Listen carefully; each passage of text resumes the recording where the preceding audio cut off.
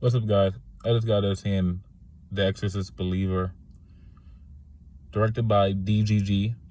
Dude did Halloween Ends, new Halloween trilogy.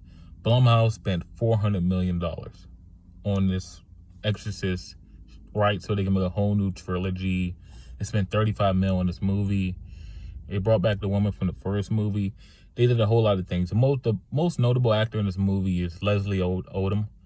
And man, this is horror.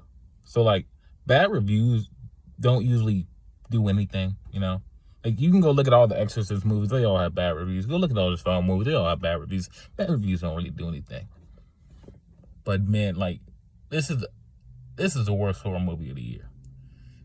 The only bright spots about this movie is probably Leslie Odom's acting, because everything else is like, for the first 10 to 15 minutes, it makes you wonder, am I really in a horror movie?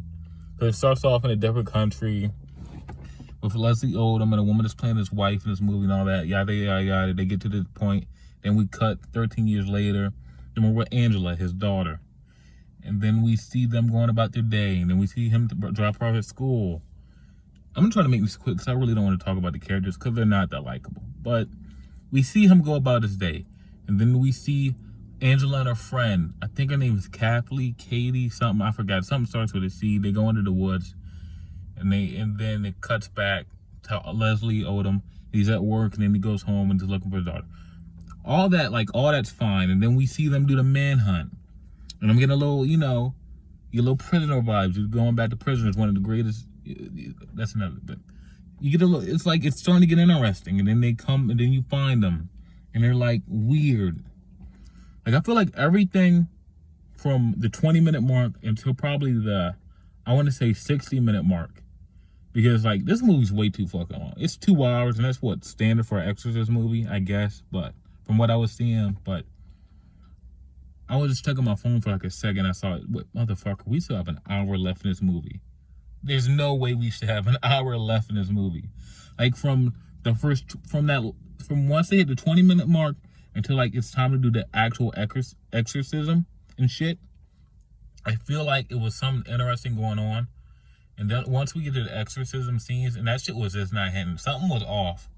And it felt like everybody was doing their own thing in that exorcist scene. Like, they're all talking and nothing was in sync. It just didn't make any sense.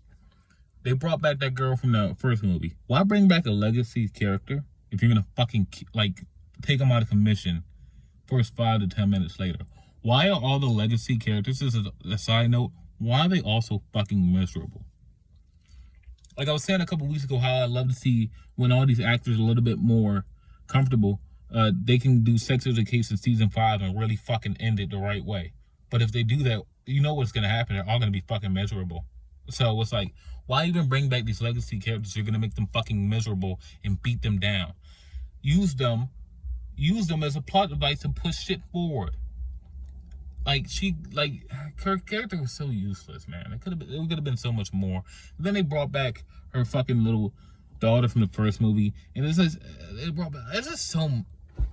no effort. It's fucking a cash grab bullshit, no effort, And it's like and like, there were so many points in this movie where I was like, man, this could get really interesting. That church scene where the girl's screaming bloody and Christ, bloody and whatever, but that was fucking cool. It was interesting. But one of the things is, like, they're doing cool and interesting things, but now I'm starting to think to myself, this is supposed to be a horror movie. None of it was scary. And I'm not seeing that, like, that's what sets a good horror movie away from a bad horror movie, is that none of this shit they did was scary. And I can say that about the last 2 to 3 horror movies I've seen. None of it was scary. The last scary horror movie I've seen was the best horror movie probably that came out this year so far, Talk to Me. That had moments of great jump scares, and it had fucking dread. And it was actually scary, and the logic actually made sense. That's what sets a movie like Talk to Me away from this bullshit. It is doing a bunch of illogical shit that doesn't make any sense. So, The Exorcist Believer, I'm gonna have to give it a 4 out of 10. Leslie Odom, like I said, he's the brightest thing about this movie. His acting it's fucking solid. He came, even though they gave him some bullshit to say and bullshit to do, and his character wasn't all that likable, just like the other parents and other main characters. he still brought it, and he will saw it. So, The Exorcist believer, 4 out of 10. Peace.